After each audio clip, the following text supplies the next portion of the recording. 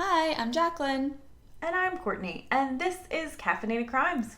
Welcome to our first part 3 of this 3-part series that we are very ready to be done with. Hopefully this one will be a little bit easier than the last two because we do get some, not necessarily happy endings, but, justice is served somewhat, I feel like. We can joke around a little more, make fun of them a little more. It's a little lighter. Little bit. We get more into the asshole instead of the victim stories, so that's easier to have commentary about. Yes. We do have some updates just as far as like the criminal justice world this week.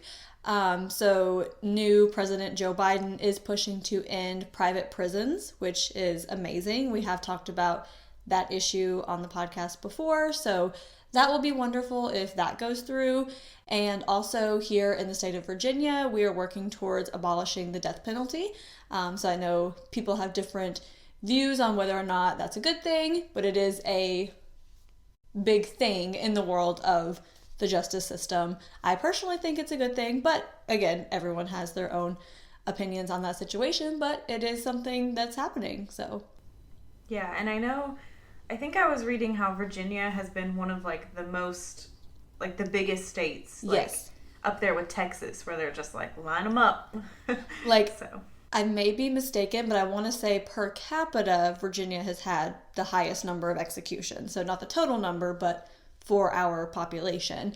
But I may be making that up, but it is high up there. So another big thing, as far as true crime goes, is the Seattle Seahawks player Chad Wheeler, who horrifically beat up his girlfriend because she wouldn't bow down to him, basically, is what I'm hearing. And I saw also how he literally thought he killed her and then just started eating. And then when she got up, was like, "Oh, you're still alive," while sipping a smoothie. And honestly, kind of one of the things that bugs me the most is he kind of was just let out on bond and didn't really get severe charges until it became public, until Twitter was like, "What the ever-loving fuck are you doing?" And the pictures are horrific. And the Seahawks cut him, thank God, and I hope he rots in prison because, dude, fuck off. Yeah, just so bad. He severely beat her, and then, like you said, he thought that she was dead and was just going on about his business, and it's like, oh, yeah. You actually survived? Oh, and then it's like, what? And like you said, it wasn't even news for a day or two. No one knew about it. It's like, how the hell? This is ridiculous. His little apology on Twitter just literally made me want to punch him in the face. And he was like, "This was just a manic episode where this happened." And I'm not trying to downplay mental illness, but this is ridiculous. Quit trying to I don't know, just stop. Just go to jail and get off the face of the earth, basically. Exactly. And it's just another, this happens so much in the NFL. That's the thing, is there's so many instances of domestic abuse in the NFL, and it's just such a huge problem. And then most of the time, nothing really happens. And I don't know, I think it was Des Bryant. I'm going to say this and be completely wrong. But Kevin was showing me Des Bryant tweeting, and he was very angry because he's saying if this was a black player, everyone would know about it immediately. Very true. But it's a white player, and he just kind of gets out on bail. You know what I'm saying? They definitely portrayed it very differently until people got a hold of it and were like, no. Yep. So. 100%. With Tyreek Hill, how everyone kind of came down on him for, oh, he abused his kid and stuff, and then it kind of came out that wasn't true at all. But everyone had already damned him immediately. So kind of brings up those issues too. A lot of issues, but he was cut, and hopefully he'll never play ever again. Hopefully, but those players do have a way of coming back around in the sports world in some way, even if he's not playing. Very true. We'll see what happens in the next few years. Also, on a personal note, I guess, with crime, I didn't commit a crime. That was a bad start. Courtney. But, so I got some mail, and I opened it up, and at first I thought I was getting jury duty, but then I read the letter, important details there, And I am possibly going to be a federal juror. Yes. So I had to fill out a questionnaire. I guess they're trying to see, just in general about me. I was randomly selected as a potential federal juror. And so I filled out that questionnaire, and they said if I'm going to be one, I'll know. And I think it'd be super fun. I'd be a great juror. I'm so ready. Put me on your jury. Yeah, like that would be such a cool thing to do. Like I've always wanted to be on jury duty. I've gotten the summons like twice, and then both times it was like, oh, like call the courthouse like on a Monday morning, and then both times they were like, no, we don't need you. And I was like, oh, okay. So my dad said he was on a jury once for something minor, and he said it was very interesting because he was like, you could kind of see the whole, it was like real. Yeah. Real, like the defense coming up with their whole argument and like all this stuff. He said it was really cool. Yeah, I think it would be really fun and interesting, and hopefully nothing too severe, because I don't want that decision on my shoulders, but Yeah, I don't want to be sequestered for 9 months and not be able to talk to anybody. And I also don't really want to be on one of those like controversial ones where everyone's gonna blame me for whichever verdict we come up with. Yes, definitely. All right, so I think we are ready to get into this final installment of the Green River Killer. So last week we left off in 1986, and Hope Redding, which is an alias, we don't have her real name, was assaulted by this man after he picked her up on the side of the road, and she did get away. But that's where we left off last week. So now, at this point in early 1987, the task force was getting smaller. So Adamson had gotten a promotion and left the task force, and funding was being cut. So a man named Jim Pompe took over as the new head of the task force. So he's coming in with these fresh eyes. He's ready to solve these cases. Suspects were being looked at again, and one suspect looked very interesting. He was a middle-aged man who drove pickup trucks and liked to watch sex workers, and he had been intricately linked to the investigation and had connections to various victims and places, but there were a lot of ways that he didn't fit the serial killer profile. So he was happily married and a homeowner with a young son, and in 1984 he passed a polygraph test, and he'd been steadily employed at Kenworth Truck Company for 2 decades. So they had a few things that they're like, this seems like a good lead, and then some others that it's like, this is kind of not what we expected. But his name was Gary Leon Ridgway, and he was 37 years old. There had been too many connections to ignore, but at this point all of the evidence was circumstantial. He did happen to be single from 1982 to 1984, which was the peak murder period. But the task force did not want any more bad press, especially after everything that happened with Melvin Foster and Barney Tickenborg, again an alias, but with those suspects being so highly pursued and then it was not them, they're like, we need to take it easy and make sure we're not after the wrong guy again. So there were many men who could be likely candidates, but they felt that Gary warranted a closer look. And Ann Rule even put in a tip herself about this man at the request of one of his neighbors in early 1987. So the task force was ready to try and make moves to investigate Gary and execute a search warrant if needed, so they started putting surveillance on him. So Gary Ridgway was a strange child who felt like he didn't fit in.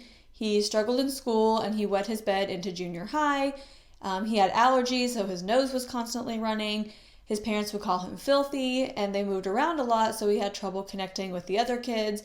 And he also struggled with reading and like following directions, like being able to find his way home and those kind of like spatial directions. And he was bullied as well. And one time he was routinely getting beaten up by a kid, so after he came home with a bloody nose, his father told him, if you come home beat up one more time, I'll beat your ass myself.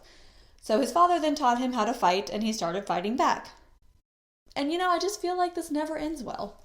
Yeah, I feel like, your son comes home with a bloody nose and it's like, you don't stop getting beat up, I'm gonna beat you too. Like, maybe not the best direction. I completely understand, like, stand up for yourself, like, fight back, all that, but maybe a little harsh there. A little harsh there, Daddy Ridgway. A little bit. And I feel like as a society, we're getting further away from that. Like, I feel like it's more old school thinking of, I want to teach my child to be physically aggressive in instances like this versus I feel like now we try to stray away from that. But in a lot of these stories, we see that it usually does not end well. So for Gary, he then started fantasizing about violence. He ended up flunking a grade, and he broke a lot of windows in the school because he was so mad about it.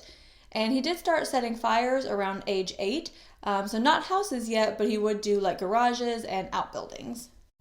As he grew older, he was still behind in school and his social interactions, and now his parents moved again from Idaho to Seattle, so he was 13 years old and trying to make new friends, and he was still regularly wetting the bed at 13. And now that he was on the verge of puberty, he was both angered and sexually excited when his mom washed urine from his genitals. So every time this would happen, she would go into his room and she would like clean his genitals for like 15 minutes at 13 years old. And I mean, we've all had little accidents where we peed a little. You don't get that dirty. Where, you know what I mean? It's not like... You're not covered in shit that like needs to be scrubbed off. It's not like a baby blowout where it's like, you have like shit in your ears somehow. I'm sorry I said that when you took a sip of water. But like... And also he's 13. He should know how to clean his own genitals. Exactly. Whew, sorry. I'm very proud of myself for swallowing that water.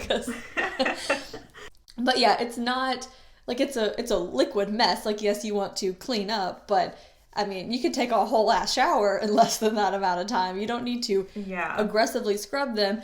And again, you're 13 years old. You should be cleaning your own penis. So some major red flags going on here. So his mom was very tough, and she bossed his father and the children around, and him and his brothers all called her the warden. And as she is cleaning his genitals, he becomes sexually aroused. So then he frequently starts thinking about sex, but they didn't talk about sex in the house because, you know, this is like the 60s and you don't do that now. But he did know from something his mother said that masturbation was the worst sin of all, even worse than raping someone. Sorry guys, I'm just going to come right out and say, I don't care what your religion is, that's never true. Period.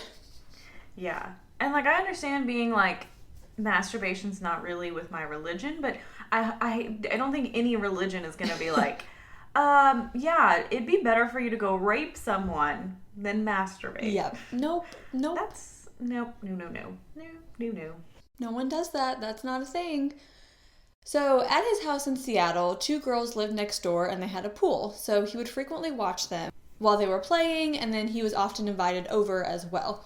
So eventually he became a peeping Tom. Again, we're just hitting all the red flags right here, Gary. All of them.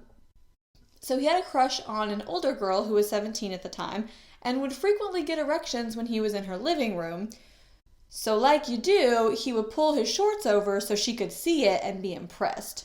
But, you know, she never gave any sign that she had seen his penis. If there are any teenage boys listening, I just want to say, no girl ever is going to be impressed by you sliding over your shorts and your penis popping out. That doesn't do it for anyone. Yeah, especially when... I mean, he's probably like early teens here. Yeah. Like, she's like, no, just stop. Like, don't do that. Put that back in your pants. No. So he fantasized about talking to her and asking her to have sex with him. So once while he was alone with a younger female cousin, he enticed her into the woods by giving her a nickel. Then he put his hand up her skirt and touched her between her legs. So she did tell on him, good for you, and he was punished, and all he thought about was sex, and he frequently tried to touch girls' breasts, quote, accidentally. We all know when you do it, it's not an accident. It's very obvious when it's on purpose. Yes. Food for thought. So he was very behind in school at this point, and was very frequently angry, and he was also considered a loner. So as he got older, he did enjoy hurting things and killing birds in the fruit trees in his backyard, but so did his brothers. Okay. So they shot at birds with BB guns, and they would laugh when they dropped to the ground. Again, a red flag, but also I feel like that does happen a lot with boys. I don't know. Y'all are weird. Yeah, I feel, it's one of those things where I'm like, on its own, and birds. Kind of borderline. It's not, it's like, maybe don't, but also, like, you can still be normal. Yes. Yes. But most people don't take it this far. Trigger warning for animal death that's not a bird. I don't know. Anyway, so he also killed a cat by stuffing it in a cooler to suffocate it. So now we officially have the McDonald triad, which is fire setting, cruelty to animals, and bedwetting. So we are not off to a great start for Gary. And I feel like we just have a bunch of other just red flags that aren't even that. Exactly. Like we have the McDonald Triad Plus. We got the premium subscription right here. We got the out-of-the-box edition here. There's all kinds of things going on. So after he got his anger out by killing something, he would hurry to cover up what he had done, which also shows that he understands that that's not okay. So that's important. Yeah. So he was around 13 or 14 years old when he discovered that killing made him feel strong and important, and he carried a knife with him, and one time he stabbed a 6-year-old boy in the kidney. And when he pulled the knife out, he said there were just gushes of blood, and he felt ashamed for a moment, but then he just walked away because he was more scared of the boy living and identifying him than he was of the boy dying. So it wasn't like he was like, let's see what happened, and he's like, oh shit, I don't want this kid to die. He's like, oh, I don't want him to recognize me. I better duck out here. So the boy lived, but he didn't tell who stabbed him because he just didn't know. He didn't recognize him. And for Gary, bad things happening to people excited him, like when he would learn about a boy drowning or a woman who was murdered. So he enjoyed hearing these news stories because it did something for him. So Ridgway fantasized frequently about sex with various girls and women, and finally had sex for the first time with a girl a couple of years older than him. So she was a lot more experienced than he was, and that was the only time they had sex. That was kind of the end of that relationship. He didn't excel in school, but he was good at fixing things, and his dad had taught him about cars. So he liked hiking and fishing and being in the woods.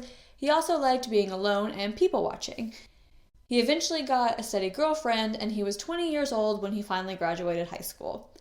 So he decided to join the Navy after graduation, and he got married to his steady girlfriend Heather in 1970 before he was sent to his duty station in San Diego. And once he shipped out, they both cheated on each other, which happens a lot in military couples too. Yeah. And he did frequent sex workers. He checked into the sick bay because it hurt to pee, and he learned that he had a venereal disease. And he was very angry because he had already had gonorrhea once, because it's like the chicken pox, right? Like you only get it one time and then you're immune. Oh, Gary. And he rarely wore condoms when he was with the sex workers. So I wonder why you're getting all these venereal diseases. I wonder. That's my thing too, is I'm like if you are not wearing a condom, it is probably likely that other people are not. And in their line of work, it is very easy to get a venereal disease.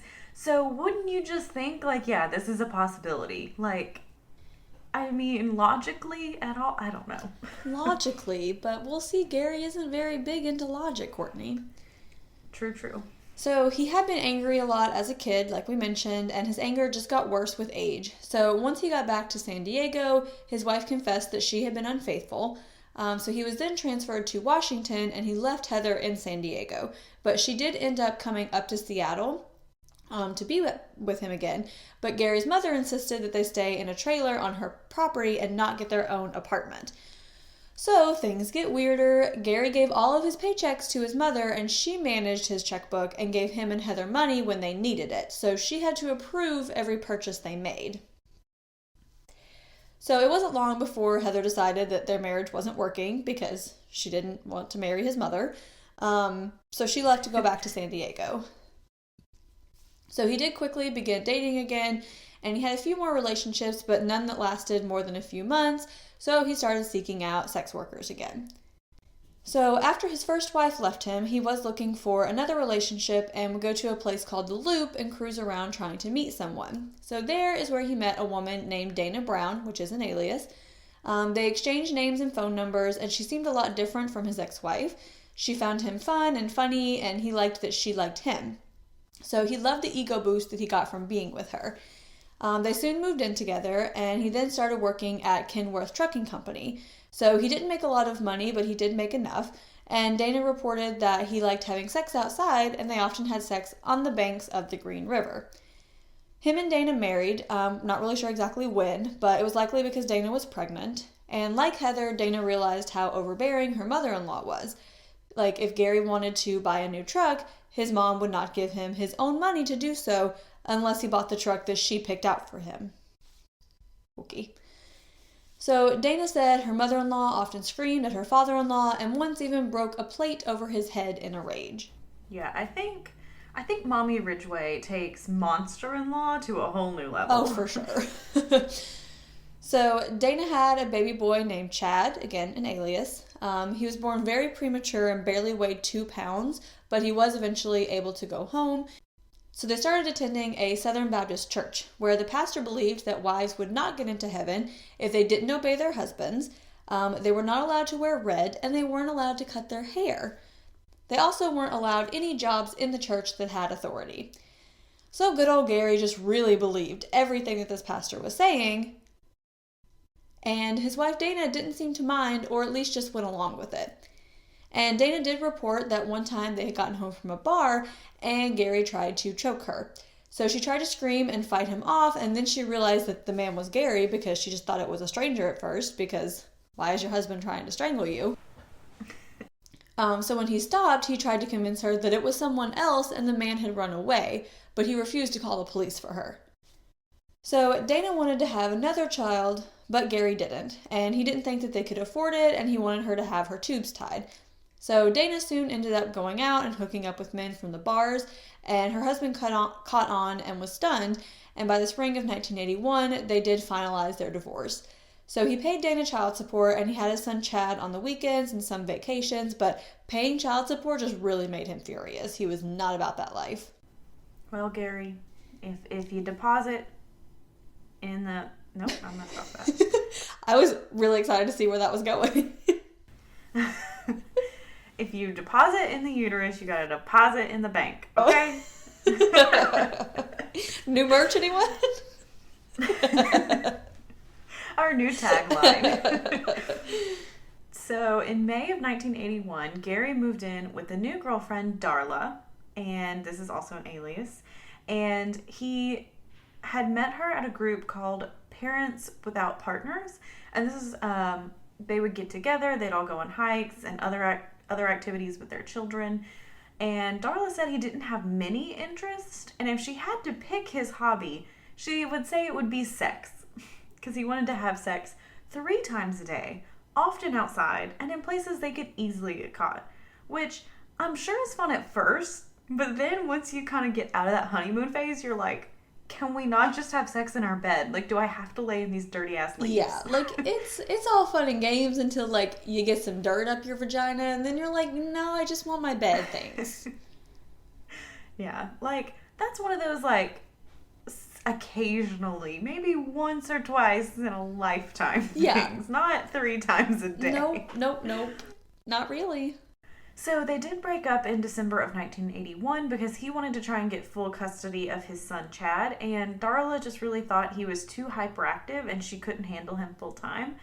And after he moved out, Darla's daughter said he had given her the willies, but she did deny that he had ever done anything inappropriate to her.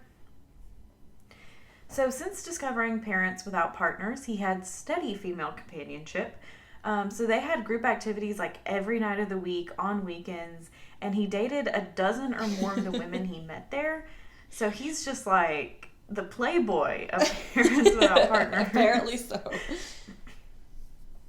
He also tried to get with some coworkers who found him a bit odd and are like, I don't want to date this weird guy, no thanks. And neighbors who were usually married and uninterested. So he's just trying to put his penis wherever he can. Yeah. So one neighbor, Nancy, was hanging out with him one night. I think she had worked at a local tavern and he was like driving her home, and they stopped at his house to hang out before he took her all the way home. And the Green River Killer got brought up. It was a very popular topic at the time. I mean, all these women are going missing. Nobody knows what's happening. And Nancy said he became very serious to the point of physically tense and asked what she thought about the killer and what he was doing. And Nancy just responded saying that if she was a sex worker, she'd find another way to make money. And he asked what she thought of sex workers and said, "Don't you think we're better off without them?" Nancy said red flags went up immediately. So she's like, "I'm just going to play this one cool, and I think it's in my best interest to just reply, 'Yep, we sure are. At least the streets are getting cleaned up.'" And he was very intense as he said the police weren't doing their jobs, and she heard an odd stress in his voice when he said, "We're much better off without them littering the streets." So I'm sure Nancy is just like, "Oh, Lord She's help like, me. What am I going to do? Gotta get out of here." So Nancy was just very much on alert now because he had completely changed. And he knew that Nancy had some friends who were psychics and asked if any of them knew who the Green River Killer was. So she told him that they had a few thoughts, but no one was talking because the police wouldn't believe them and they didn't want to die. And she did end up elaborating on that, saying that they were scared if they spoke, they would be killed before the police got to the guy. So he kind of seemed to relax at this point. And she's like, "Okay, thank goodness." And she's like, I kind of need to leave at this point. Yeah. Like, can you take me the rest of the way home now? But he wasn't getting up. He then asked if she would ever be a sex worker, and she said no. And he said, "That's good. Have you ever?"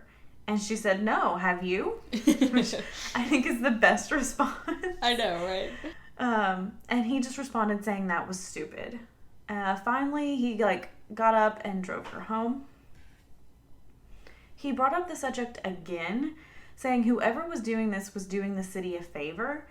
So at this point, Nancy brings up the families of the victims and how the small children would grow up without mothers. And he replied by saying something about how the sex workers should have thought of that before they started, and if she now agreed with the sex workers. And she's like, nope, didn't mean to push that button. She's like, "Nope, that's not what I said. I'm not going to go there with you."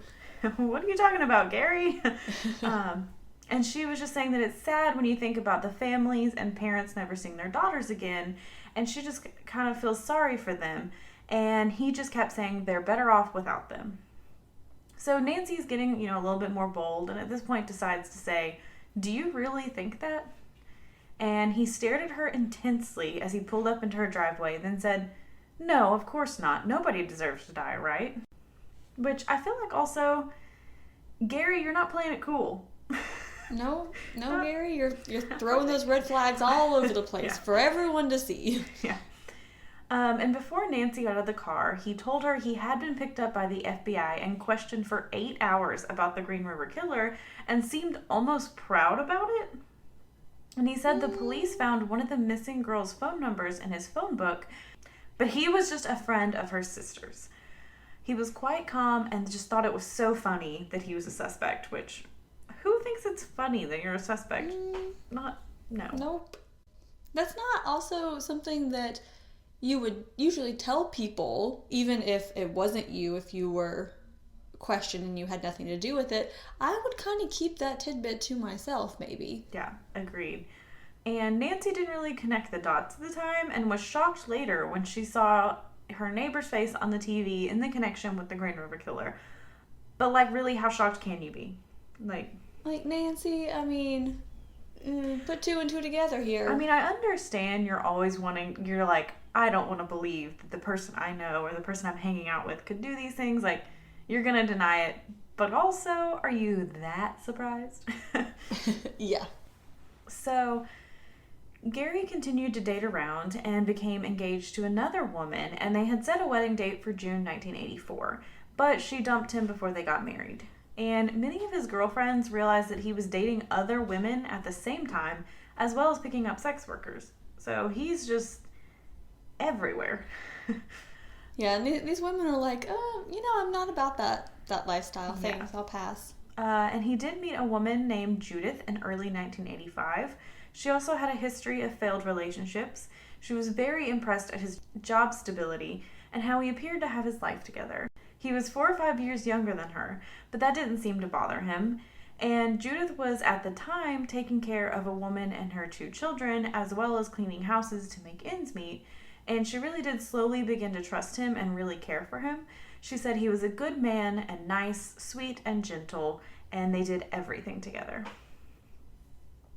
So at this point, Judith did not know he'd been stopped 2 or 3 times for soliciting sex work, and he admitted knowing Kim Nelson, but said a lot of guys paid sex workers along that section, and the cops let him go. He was picked up again in February 1985 after Penny came forward with a complaint about him. She's the one who was attacked by him and got away. Penny is an alias. And he said he had tried to choke her, but only after she bit his penis. And he said he later came to his senses, and most men would react the same way. Nope. I don't know about that I'm going to go out on a limb and say they would not do that. Yeah. So Penny didn't want to charge him formally, so they had to let him go. So Frank Adamson said he was one of their primary suspects at the time. So they followed him and surveilled him. They were watching him stop and talk to sex workers, and they were able to connect him to a number of sex workers by talking to their friends. And in the 1985 incident, he agreed to take a lie detector test. So he was given a polygraph, and the test administrator didn't think it was possible he was responsible for these murders. His pulse stayed even, he didn't sweat, and his blood pressure never wavered. But Gary did believe he could fool this lie detector device. Most psychopaths like this can. But at this point, he was like, I'm not going to take another one just in case. Not going to, try twice. Yeah. So sometime in May or June 1985, Judith moved in with him. They had a comfortable relationship. He came home to her, and he always called if he was ever going to be late. And she handled the money and the bills, and they went on trips together and lived a seemingly normal life. They eventually got married on June 12, 1988, in their neighbor's front yard. They did end up buying a bigger house, and Judith went to work to help with the bills, but she was very happy at this time. On April 8, 1987, Gary's sense of invulnerability was severely shaken. He did not know that he was under surveillance, and he didn't expect the execution of a search warrant on his house, his locker at Kenworth Trucking, and 3 vehicles currently available to him. He was also required to give up hair samples. They took pictures of him, and they did swab his mouth and cheek. After the search of his work locker, he got the nickname GR for Gary Ridgway and Green River, and at work, he soon became known as Green River Gary, which is really funny, but also even worse because it's true. But yeah, I'm sure the coworkers that were making this joke really didn't think that it was actually him. It's just oh, haha, you got questioned by police for these major crimes. Let's make fun of you. I'm sure they really didn't think that he was definitely none of his coworkers thought he was capable of murdering anyone. And it would take several weeks before the test came back from the search, and Gary went back to normal life. And unfortunately, after the searches, there just wasn't enough evidence to arrest him. Also, unfortunately, in 1987, Jim Pompe died in a scuba diving accident. He was the current, leader of the Green River Task Force. So Bobby Evans officially took it over in December 1987. And at this time, it is just kind of the people on the task force and the leaders are just being switched very frequently. So I think that kind of, it's fresh eyes, but also you have these people who probably know the case very well who are dying or getting transferred somewhere else. And we know that obviously there's huge, massive amounts of case files, and that's a lot to familiarize yourself with. A lot of these men have been doing it for years at this point, and then they're getting switched through. It's probably making the investigation process a lot more difficult. Yeah. And in early 1987, sex workers began to disappear from Vancouver, British Columbia. That's about 4 hours north of Seattle, as well as Portland.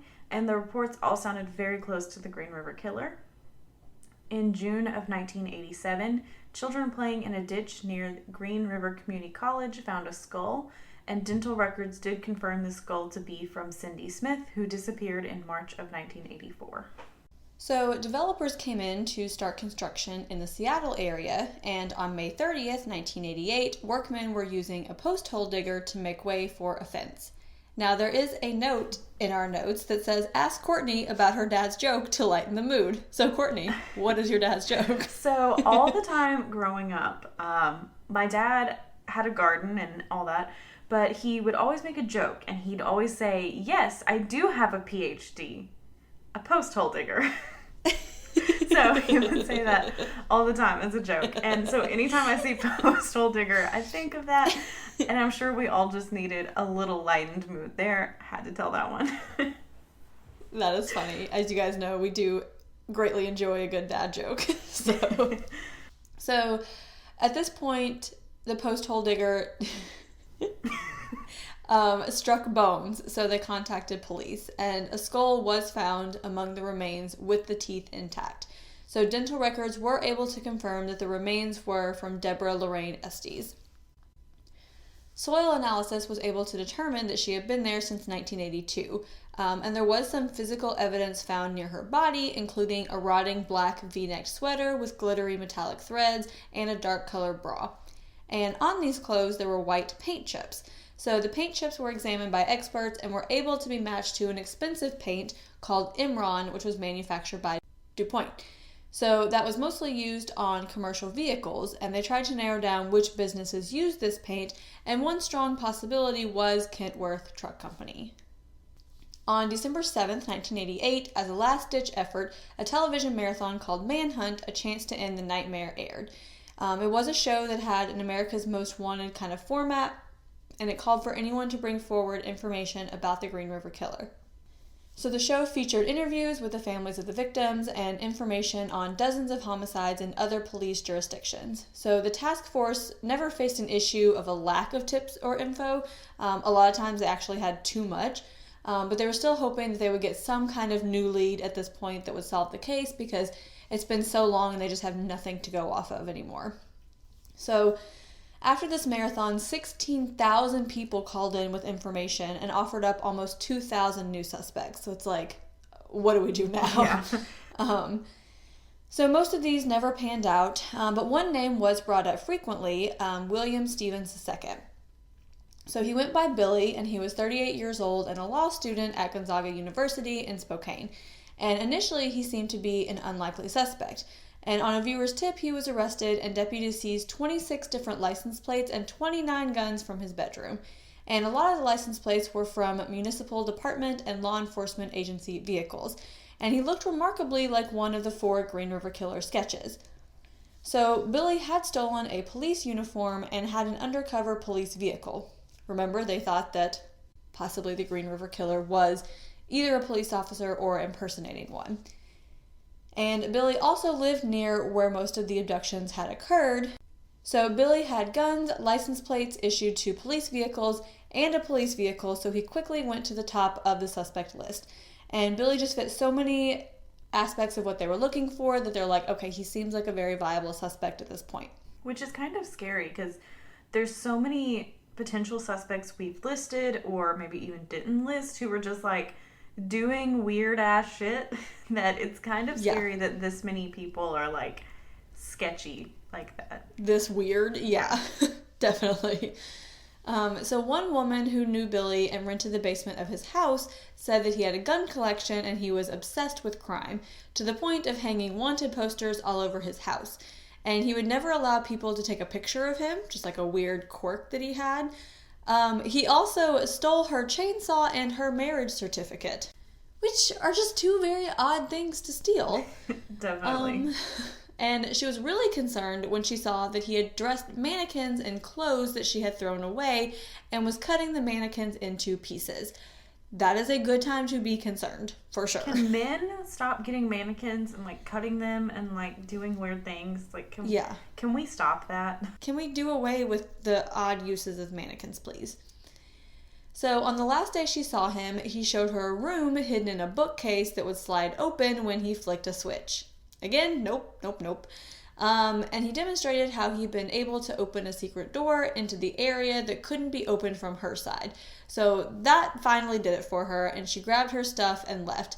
So he tried to give her a dozen pornographic videotapes as a goodbye gift. So this guy is just real fucking weird. So detectives were able to get a search warrant and were trying to get evidence against Billy. And Billy also had very strong feelings about sex workers. He talked badly about them and said that they spread AIDS. He talked about them a lot, and he had like an extreme hatred of them, even saying they needed to be killed. And in the searches, police found more than 40 boxes and bags, many containing pornographic material, dozens of photos of nude women in sexually explicit poses, some with Billy, and 1,800 video cassettes. So detectives now had to go through all of this to see if they could find any of the missing victims in them. And Billy made a statement saying that he was not the Green River Killer, but no one believed him. And Anne Rule in her book even says that she was convinced in July of 1989 that this was the man. However, after an exhaustive search, nothing was found linking him to the Green River cases, and reluctantly the task force accepted that their prime suspect so far probably wasn't their man. And on December 6, 1989, Billy pleaded guilty to 1 count of being a felon and fugitive in possession of a firearm, and 2 similar counts that were dismissed. So the maximum sentence for this was 10 years, but that ended up not mattering because Billy was diagnosed with liver and pancreatic cancer while in prison and died in September of 1991. So in October of 1989, another skull turned up. The skeleton was found within 50 yards of the remains of 3 other victims, Mary Meehan, Connie Naone, and Kelly Ware. So these remains belonged to 19-year-old Andrea Childers, who had been on the list of victims, but removed when someone with that name crossed into Canada a year earlier. So clearly that was just a coincidence because she had not gone to Canada and she had been here this whole time. She had gone missing in April 1983. Andrea had grown up in Southern California but moved to Seattle when she was 16 to live with her father and stepmother. She wanted to be a dancer and she was a really good dancer. She also had a very close relationship with her grandmother. So years went by with no obvious movement in the investigation, although the task force remained active. So Dave Reichert was elected King County Sheriff in 1997, so he was glad to be in a position to put more funding towards the Green River Task Force and the killer who had evaded arrest for so many years. Because I think he was a big part of this investigation as well as Ted Bundy, right? Yes, he was. So he's like, I'm going to put my money towards this. Let's go. Yep, he's like, finally, I'm in a position of power. I can decide where funding goes. Let's do this. So by 2001, Gary and Judith Ridgway had moved several times. They were very financially secure, and each new house was an upgrade from the last. The task force had mixed views on whether or not Gary could be the killer. Some officers were convinced that because he passed a polygraph that cleared him, but others were convinced that he was their man. So in March of 2001, Dave Reichert suggested that a new DNA test might work on the fluids and hairs found on Opal Mills and Carol Christensen. So Ridgway's saliva samples had been preserved for the past 14 years from the 1987 searches. So they decided to send off samples from 6 bodies, and guess what? They found a match to Gary's DNA. Ding, ding, ding, ding, ding, ding, ding, ding. Hello, Gary. Through hair and fluid samples on Marcia Chapman, Opal Mills, and Carol Christensen. So they continued to build a case, and in September, they interviewed his second wife, Dana, and when she told them that Gary liked to have sex outside, they asked her to take them to some of the places that they went to the most. And these places correlated with the sites that the killer had dumped multiple bodies. Which I would just hate to know, like, the thing that you think, like, okay, my boyfriend just has a weird quirk that he likes to have sex outside, but then later finding out, like, it was way deeper and darker and disgusting than that. Like, that is hard to deal with. And, of course, my morbid curiosity is, like, was he having sex with her after he put their bodies there, or before? Like, were they having sex there and then he was like, ooh, this is a good spot, I'm going to bring these women back here because of that? Or I want to have sex with my wife here because I already put these, which way did it go? Yeah. So on November 16th, Judith gave Gary $30 to put gas in his truck. So basically, because he struggled so much with, like, reading and, like, math and those types of things, she, like, handled all of his money. So she kind of gave him, like, allowances or whatever for whatever he needed.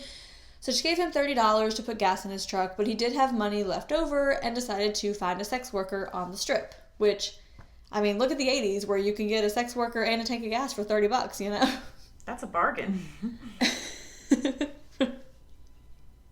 Just picture like a sign at the gas station. Anyway, so unfortunately for Gary, the woman he propositioned was an undercover cop who promptly arrested him. So remember, they've been trying this for years of just setting up these decoys to see if they might arrest somebody who seems suspect. So he was arraigned and then released on his own recognizance because the arresting officer didn't realize he was a prime suspect in the Green River cases. So detectives knew they had to act quickly because they believed that Gary was on the hunt for new victims again since he had been arrested trying to purchase sex. So on November 30th, detectives showed up at the Kenworth plant to interview 52-year-old Ridgway. He admitted to knowing Carol Christensen from a local bar, but he appeared calm and collected, and he told police he couldn't remember whether or not they had dated because it had been so long ago. And when they asked him if he had ever had sex with Carol, he said no.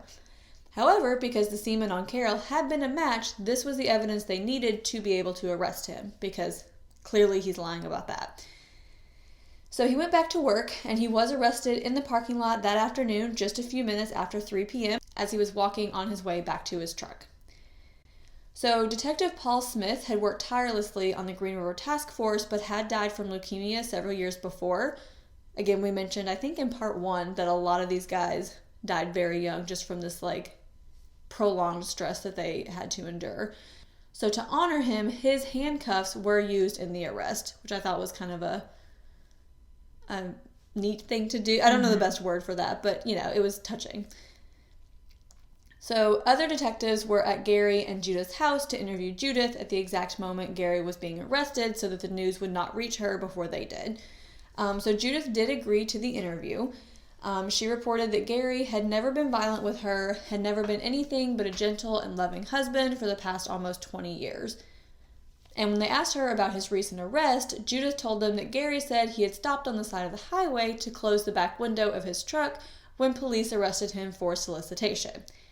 She said he would not have been seeking a sex worker and was just a friendly person and probably smiled at a sex worker or something. So, I feel sorry because poor Judith probably had no idea about any of this. Exactly. And I'm like, oh, honey. Yeah.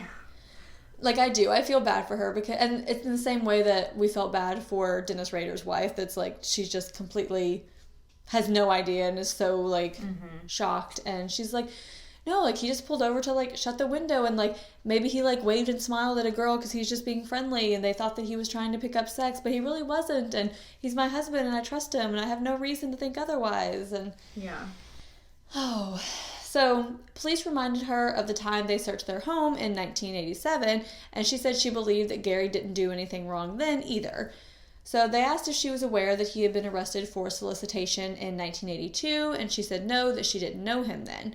And Judith was clearly uncomfortable talking about their sex life, but she did say that no, they had never had sex outdoors. No, he didn't watch porn or look at any magazines like that. He had never tied her up during sex. They had a very normal, quote, sex life. When they asked about sex outdoors, she's like, why would we do that? We have a bed here. So very, very different sexual habits from Gary with his first couple of wives and now with Judith, which I thought was very interesting. Yeah, he is getting older, and I feel like Judith was probably more like his mother, so maybe to him it was just a different relationship. But it is super weird how all of his other wives, girlfriends reported he wanted to have sex, easily caught places outside 3 times a day, every day, and then Judith's like, what are you talking about? Yeah, she's like, no, we would never do that. So at 3:40, a reporter knocked on the door because news of Gary's arrest had been released. So the detective quickly shut the door, and they then told Judith that Gary had been a suspect in the Green River killings in 1987 when their house was first searched, and today was arrested because his DNA was found on 3 of the victims' bodies. So Judith was very clearly shaken, but she admitted that Gary had saved some of the news articles about the Green River killer. So probably at this point she's going back in her head trying to think okay, is this possible? Could there be any way?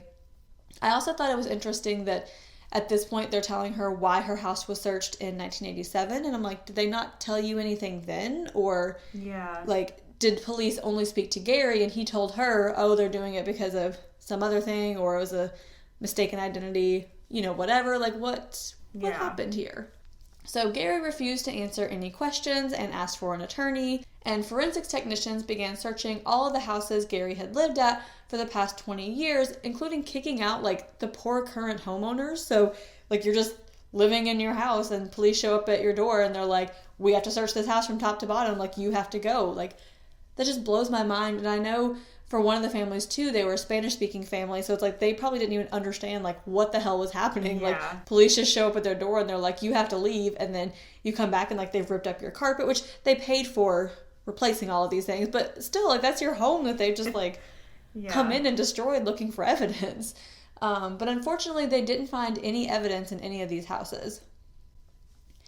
Then on December 5th, Gary Ridgway was charged with 4 counts of aggravated murder in the deaths of Marcia Chapman, Opal Mills, Cynthia Hines, and Carol Ann Christensen. So they had no physical evidence tying him to Cynthia's murder, but they believed the circumstantial evidence at this point was overwhelming. He also pleaded not guilty. On March 27, 2002, Ridgway was charged with 3 additional counts of aggravated murder in the deaths of Wendy Caufield, Deborah Estes, and Deborah Donner, based on the paint flecks found on their bodies that matched to the coveralls from his work locker. On June 13, 2003, Ridgway entered a plea deal where he would plead guilty to the 7 murders he had been charged with and all other murders he committed in King County in exchange for the death penalty being taken off the table.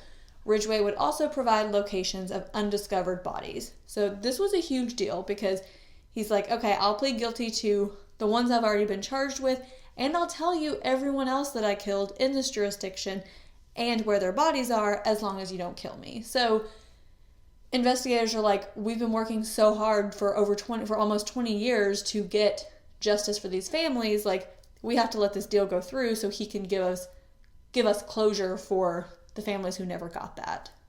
And I know that is also an issue with completely abolishing the death penalty.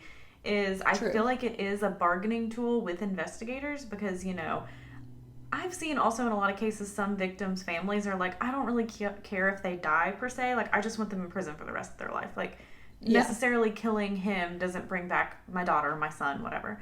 So I know that's kind of an issue too because if, you can't use that as like a bargaining tool. Like, take this plea deal and we won't kill you. So I think that's interesting to, to see. It has a lot of different layers, that whole thing. Absolutely. So searches began on August 16th, and the remains of Pompe Avant were found. And on August 23rd, they found an additional 19 bones, but weren't sure how many bodies they'd come from. So mitochondrial DNA was being used to identify these victims, but mitochondrial DNA required a match from the mother, and many of the victims' mothers have died over the past 20 years. In September, remains belonging to April Dawn Buttram and Marie Malvar were found and identified. Marie's family was the one who had tracked her down to Ridgway's house because they were sure he was the one who abducted her, but police didn't have enough to enter the property then, which is just heartbreaking. So during the months of these searches, no one knew where Gary Ridgway was being housed, as he wasn't in any of the local jails. So of course reporters are searching everywhere, like, where is he? Where is he staying? Let's get the new scoop, whatever. And it turns out he was literally living with the Green River Task Force and being housed in their building. So he was interviewed daily and taken out to show detectives where he'd hidden bodies. So at first he claimed the murders were not premeditated, that he simply snapped and killed the women in a rage when he believed they weren't enjoying the sex enough or when they tried to make him hurry. Later, he would admit his deep hatred for women, for the ex-wives that had ruined his life, for the women at work who'd gotten promoted over him, and he repeatedly said, all I wanted to do was have sex with them and kill them. You suck, Gary. Yep. He did admit to being with sex workers that he didn't harm, because if he was ever caught, he would need witnesses who said they didn't have any problems with him, and this is almost an exact line out of the letter that was previously written to the Post-Intelligencer. He sometimes went out with a sex worker several times before eventually killing her, and he said sometimes he had a good day and he didn't feel the need to kill women after he had sex with them. Aw, good for you, Gary. Good for you. I'm glad you had a good day, bud. No. Do you want a gold star? Right? He said Wendy Caufield was the first woman he killed, and he did it because he was mad at his ex-wife. He admitted to having sex with them after he killed them, and he claimed he put fish on Carol's body to attract animals. He admitted to writing letters to the newspapers, and then he killed 2 women after he met Judith. Ridgway didn't remember many of the victims' faces or names, but he remembered the locations of where he'd murdered them and hid their bodies. Which also shows the fact that he just, clearly didn't give a shit about these women because he murdered them, but they meant so little to him that he's like, I don't know what they looked like, I don't know their names, but I can tell you exactly where I put their body after I murdered them. Ugh. Yeah, and not even knowing, because I know sometimes sex workers will use, like, a street name and not their real name, but not even knowing, like, in general, like, maybe this was her name, maybe this is what she looked like. It's like, I don't know, but there's her body. Like, yep. Such a dick move. In general. The murder, too, not just this. All of it, Gary. So, when he lived alone, he preferred to bring women back to his house, and he would have his son's toys in his truck to alleviate their fears, and would show them his room when they got to his house to try and just make them feel more comfortable. Like, look, I'm a dad. Like, you're not going to get hurt. Other women he killed in his truck or on a blanket when they had sex outside. And when asked why he choked them, he said this was more personal and rewarding than shooting her. He said he killed Gazelle Lavorne on the side of the road with his son in the car. I don't know how old his son would have been at this time, but that's horrific no matter what. Yeah, like he just like left him there, and I think they asked him, like what did you tell him, because they had picked her up as like a hitchhiker, and then I think they stopped on the side of the road. He took her into the woods, had sex with her, killed her, came back, and they're like, what did you tell your son? And he's like, oh, like she found another ride or whatever. Just like, how like bold and just dumb are you?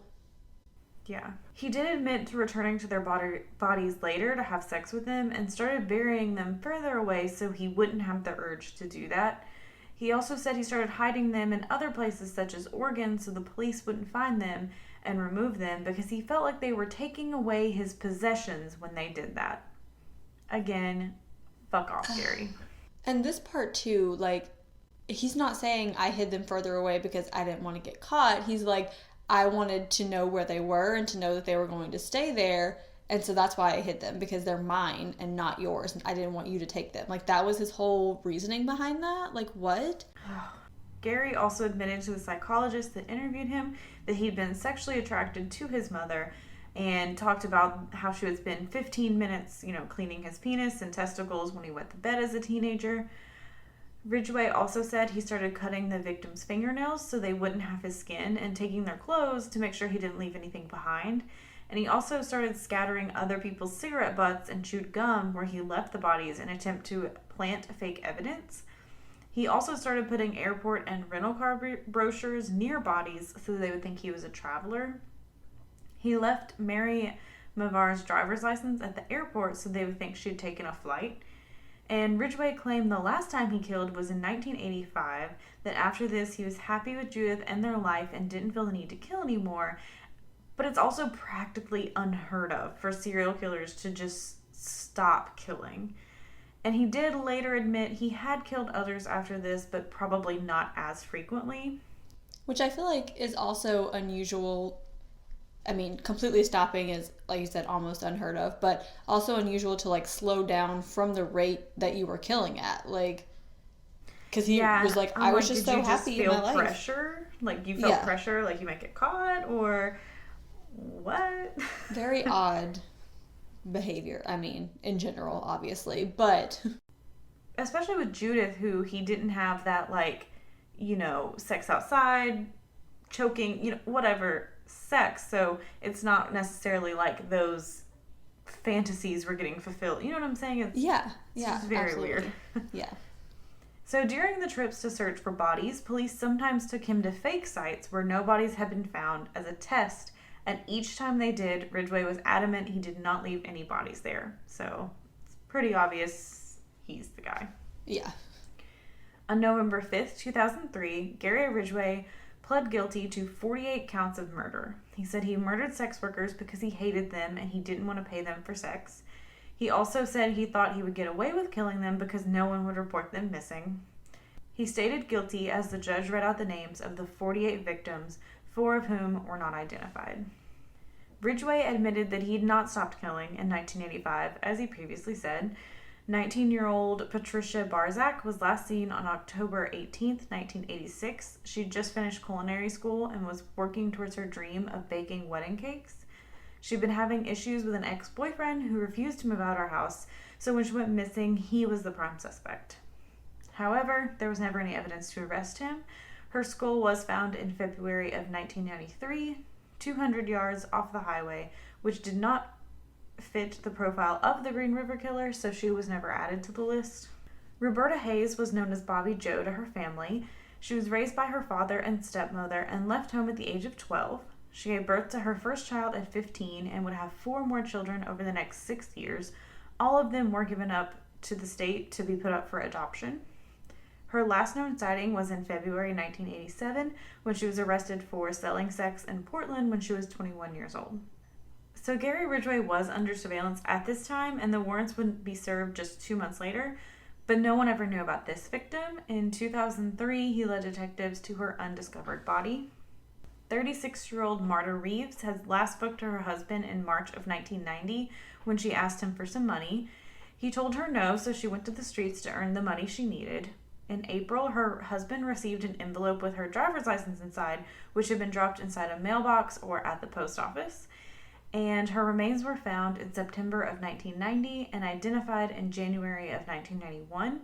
She was never connected to the Green River Killer until Ridgway confessed. Patricia Yellow Robe was a member of the Chippewa Cree Nation and registered at the Rocky Boys Indian Reservation in Montana. She was the oldest of 10 children, and both of her parents had divorced and remarried multiple times.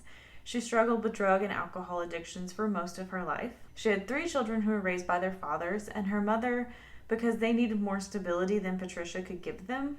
Her family was having a birthday party for her brother, and they had talked to 38-year-old Patricia on August 4th, 1998, and she confirmed she was coming. On August 6th, a man found her body laying face down in a gravel parking lot. Her cause of death was ruled an overdose due to the amount of drugs found in her tox screening. Police only found out about Ridgway's involvement by accident when they led him to the area she was found as one of the false sites to trick him, and he suddenly remembered the woman he had murdered there. Which, that was just crazy to me that they so accidentally linked this woman to him, because they just picked some random site because they're trying to test him. They're trying to make sure, okay, this is really the guy, like he for sure knows where these bodies are, where they're not, and they just randomly picked that site and they're like, oh, there's no one here, and he's like, oh, actually, I remember now. Like, that's insane. And it also kind of brings up how many men and women are murdered, and it's kind of just played off as a drug overdose because they do have drugs in their system. Like, I'm sure that happens a lot more than we know. Yep. On December 18, 2003, Ridgway was scheduled to be sentenced. Before the sentence was handed down, each family member who wished to speak would have 10 minutes to talk about their loved one. Each victim's name was read aloud and the sentence pronounced. Gary Ridgway would spend life in prison without the possibility of parole or early release for each charge to run consecutively. He was also fined $50,000 for each charge, and the victim's family could file restitution charges, but it wouldn't really matter because neither he nor Judith had any money anymore. Judith had already had to sell their big, beautiful house, and I'm sure she could never, in her lifetime, make enough money to pay $50,000 times 48. Yeah, never. The Green River Task Force continued to identify remains and search for any unknown victims after Ridgway was sentenced to prison. Detectives put together a program called the Highway Intelligence Team, where they worked with sex workers to help get them off the streets and to gain information about dangerous suspects. Several serial rapists were caught this way, and many of the sex workers would call into the team once a week to check in and maintain a connection with someone, which I think is really great, trying to help them and keep them safe. And I thought that was great, too, that, like, after all of these murders and so many women that were missing for so long before they were found or reported as missing because they just didn't have people that they checked in with frequently. And then after starting this task force, like, these women had someone that they could just call once or twice a week to be like, hey, I'm still okay. Like, this this is the lifestyle that I chose, that I want to live right now, but I'm able to call in and let someone know that I'm still okay. And that's really great that they were able to have that connection. Yeah, because, you know, a lot of women are kind of like intersex work, possibly due to addictions or other issues, but there are women who choose sex work. You know, there are victims that we mentioned who are like, I make more money doing this than I could at a standard job. I want to do this. And, you know, that's their right. That's their choice. That is, you know, there's a supply. You're going to have a demand. Like, why not make money where you can? So it's really good that they're trying to keep them safe. All of that. Yeah. On December 21st, 2010, the remains of Becky Marrero were found. In 2011, Ridgway was charged with her murder and pled guilty. So, a few movies have come out that are based on the Green River Killer. So, in 2005, a movie titled Green River Killer was released. Keeping it simple. Yep. In 2008, a Lifetime movie came out called The Capture of the Green River Killer, and it was based loosely on his crimes. Countless books have been written about him and his murders, just a lot of them. In May of 2015, Gary was moved to a high-security prison in Colorado, but he was moved back in September of that year to make him more accessible to investigators working open cases. So even all these years later, 2015, they're still like, let's see what else we can get. Let's see who else we can identify. Because we know that there are so many more who were never identified. Yeah, and good old Gary made recent news again lately in 2020. So we all know COVID-19.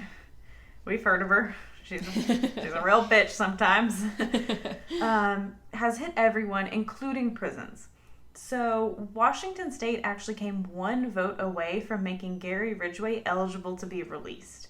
So the state Supreme Court was voting on a lawsuit that was saying prisoners weren't being thoroughly protected or cared for with COVID, and the lawsuit was wanting to reduce the prison population. So I think it was like, if you'd served a certain amount of time, if you were over a certain age, you could, you know, possibly be able to leave to kind of like protect those vulnerable populations. However, this would make Gary Ridgway eligible to be released. So, big loophole in your lawsuit there. Thankfully, the Supreme Court voted 5-4 for no. So one person changed all that. Like, don't get me wrong, I think that that's definitely a good direction to take in general, as far as, I mean, in general, reducing prison populations, but specifically because of COVID and knowing the conditions of prisons, that it is much more likely to get sick in that type of setting. But let's look at our like drug offenses and like non-violent crimes, not a man who's been charged with more murders than anyone else in the history of the country. Let's maybe not look at him in that group of people, and let's maybe not let it come down to a 5-4 vote on that. Yeah, maybe. Definitely. Like, and that's the thing too, is I'm like, I completely agree that, you know, some people probably should be released. But we've also kind of seen there's issues with that too, and loopholes. But like, don't let Gary Ridgway out. That's just, that would be a slap in the face to all of the victims. And at this point, this is where we end our story, and I want to remember all the victims we listed in the last 2 episodes, and also in this episode we added Patricia Barzak, Roberta Hayes, Marta Reeves, Patricia Robe, and Andrea Childers. So we do want to remember them, and all the victims who aren't identified, are identified, aren't known of yet, the victims of sexual assault by this man, sexual harassment probably, you know, all the shitty things he did his entire life. We want to remember them because Gary can just rot in prison for the rest of his life. Yes. Whew. And that is the end of our first 3-parter. Guys, what did you think? How did we do? Be nice. I'm glad it's over, Courtney. But same. I'm ready to put Gary behind us. Yes, but I do feel like this was an important one to tell because I don't hear about it often, like on podcasts and things, and I don't know why. I'm sure part of it is the fact that it was a bunch of sex workers, that people don't see this story as sensational as Ted Bundy or, you know, Jeffrey Dahmer or whatever. I think that's part of it. I mean, it's a lot of information, so maybe podcasters or whatever, they don't want to get into it because they do have to get into every victim. And I don't know, but I really don't see it out there a lot. So I'm glad that we did it. And I'm glad that, yeah. Like, I don't know if I've seen any podcast, like, fully cover it. Like, I don't know if My Favorite Murder has. I know they do a very, like, condensed version, but, like, especially the podcasts that do, like, deep research, I haven't seen many. No, definitely not. So if you guys know of any, please let us know, because not right now, but sometime in the future, we would like to listen to those once we can get him out of our brain.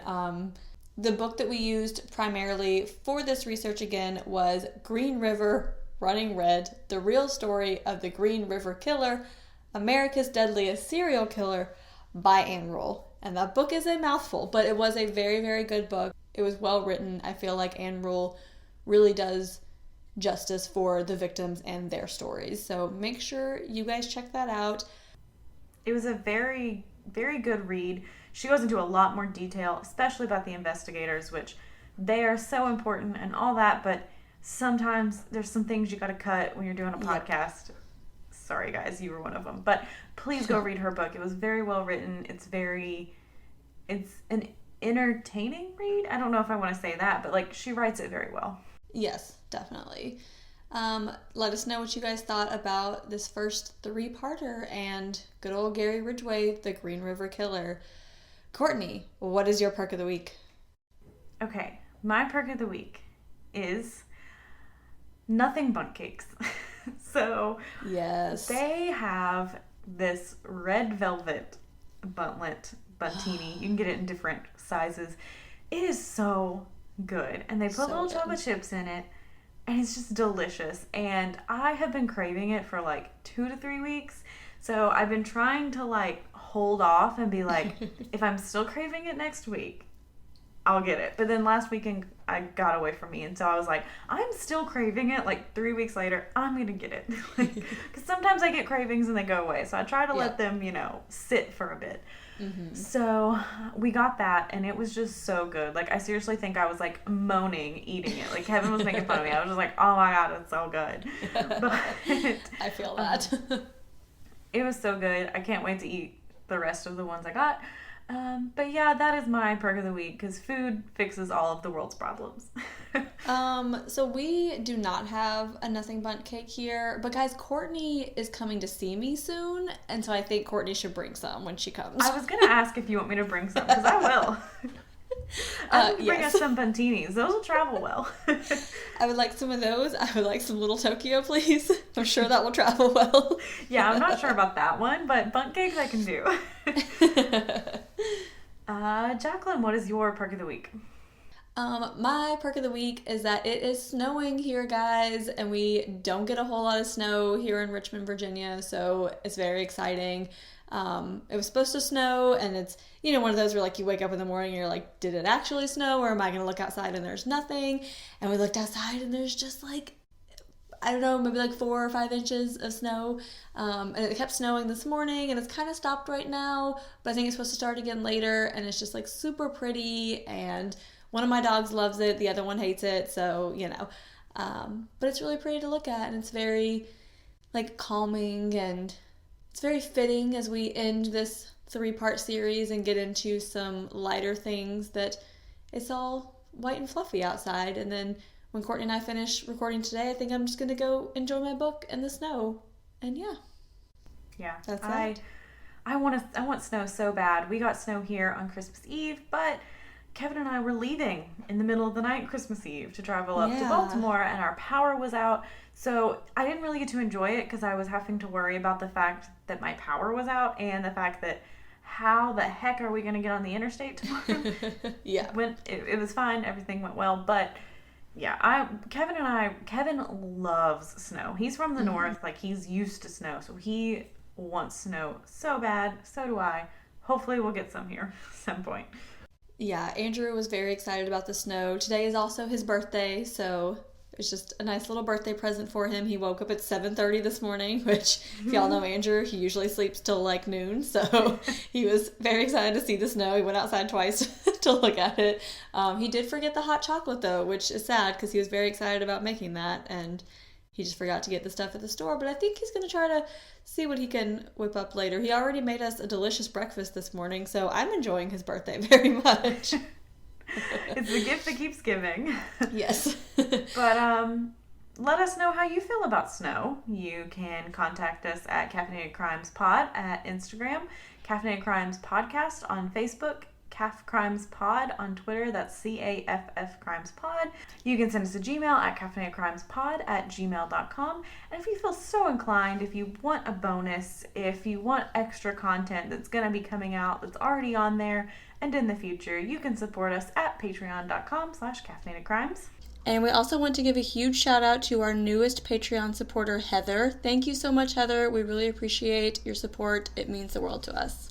And we also are going to give you guys a little teaser for Patreon. We're doing our first video episode in a couple of weeks when Courtney comes to visit. So if you guys want that, you need to go subscribe, because I believe at the time you're hearing this, it will already be on there. So yeah, because we don't really video edit, so it's all real and natural. So as soon as it's done, we upload it right up.